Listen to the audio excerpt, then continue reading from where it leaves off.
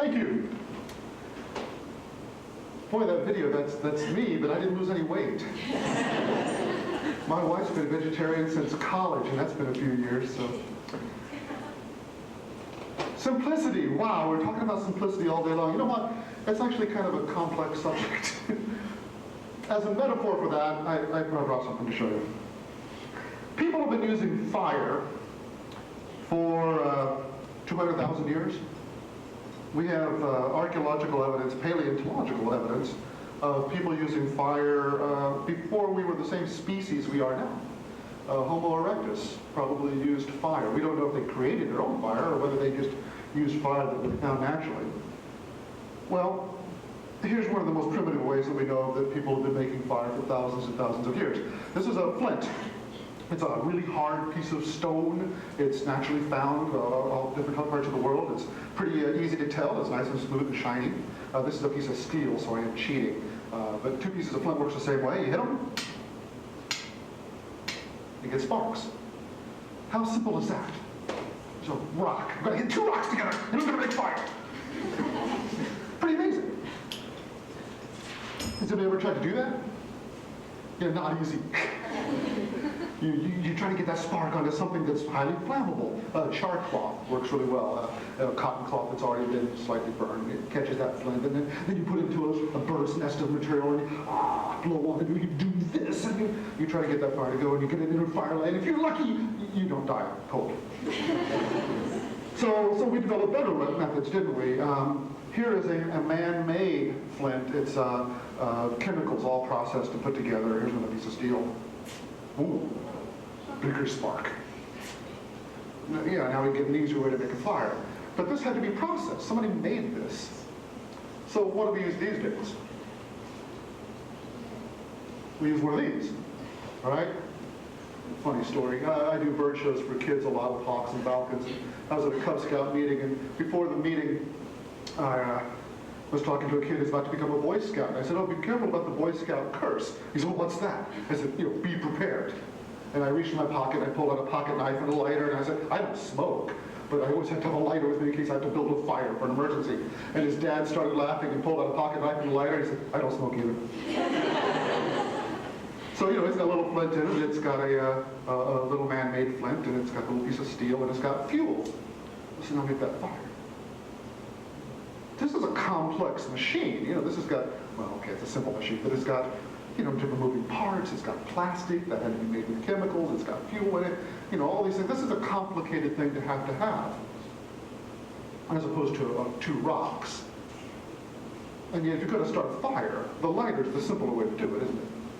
The lighter, there, I got fire, hooray. So that's what I mean about simplicity being kind of complex. You want to be able to pick the simplicity that makes sense for you. That video about being a vegetarian part-time, I think, is a really good point. The human diet, the simpler you are in your human diet, probably the more healthy you will be. We know this, fruits and vegetables and small amounts of meat. That's probably the best thing you can eat. The paleo diet is probably relatively healthy for you because we have evolved for those things to fuel our bodies. I'm also a tree-hugging environmentalist. So the whole Earth Day is coming up, right? We've got reduce, reuse, recycle. Those are, in fact, simple ideas, and they are good for the planet. So is simplicity a viable, important lifestyle ideal? Well, I think in those particular things, yes, it is. You certainly want to be healthy in your diet, and you certainly want to save the planet if you possibly can. So those are simple ideas. This is not a new concept. Who's ever heard of Henry David Thoreau? He wrote Walden, and he lived on Walden's Pond. He lived in a cabin, and he was espousing the benefits of a simple life. You guys remember when that was written? In the mid-1800s. In the Civil War era. Here's a guy who, they had horses and wagons. This is before electricity was in all the towns. This is before we had computers and phones and all these things. And he was espousing simplicity then? It's kind of ironic, isn't it? But simplicity has been a goal for us for decades. Gandhi, he was, live simply so that others may simply live. My wife had that t-shirt in college. Live simply so that others may simply live. I think those are all good things. But that's not why I'm here to sell you. The reason I wanted to talk to folks today about simplicity is because my agenda is to help people be more simple in their thoughts. People tell you things that they want you to believe as true your whole life. But there are good reasons to believe in something and not so good reasons to believe in something. British evolutionary biologist Richard Dawkins wrote a great essay a couple decades ago, written as a letter to his 10-year-old daughter. And this letter explained good and bad reasons for believing in things. A good reason to believe in something is because you have evidence to believe in it. This is science. I am a science guy. I use science to help my life. So if you have evidence, then it's likely to be true. We use our senses for evidence. We use other people's senses for evidence. We do research.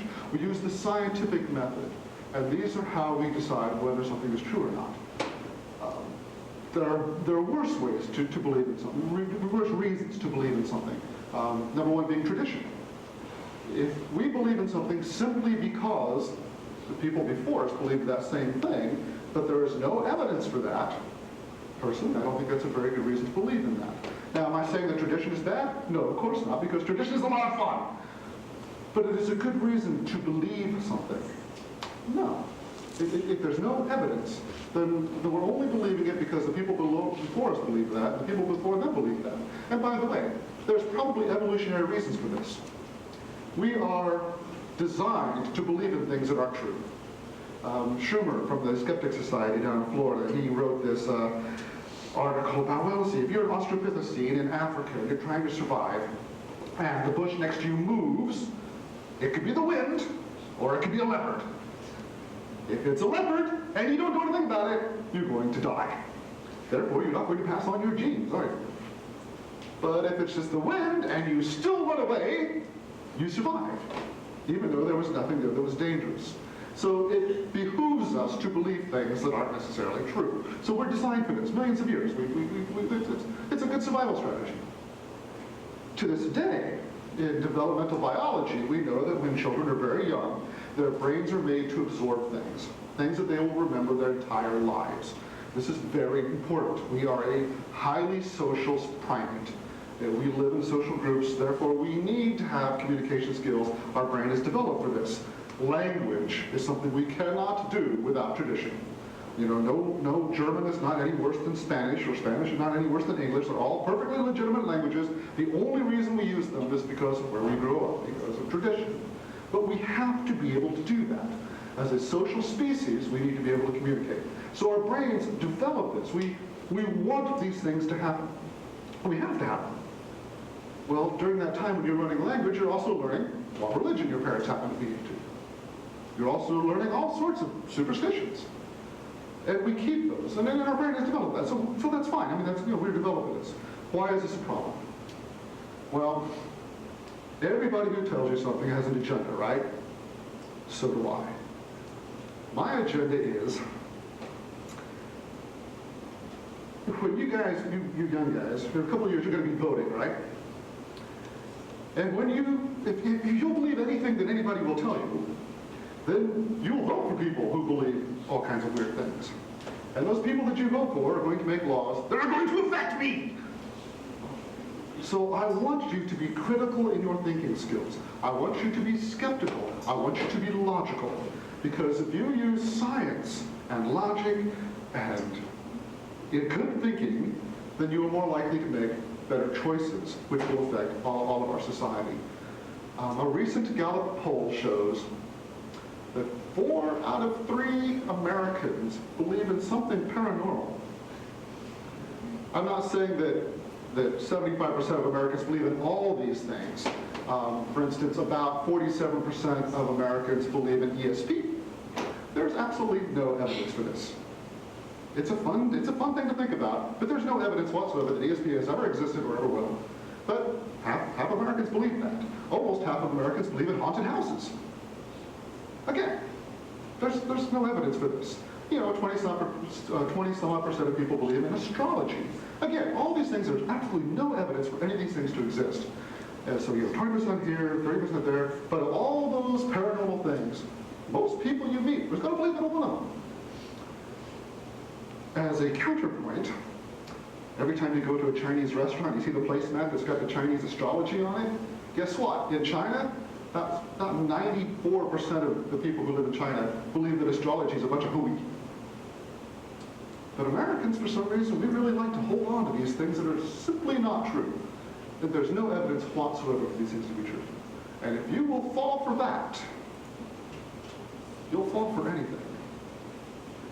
So please, whenever possible, think about things in a scientific method. Because when you do, you will really simplify your life. And like I said, it's just that simple. You folks take care. Thanks a lot.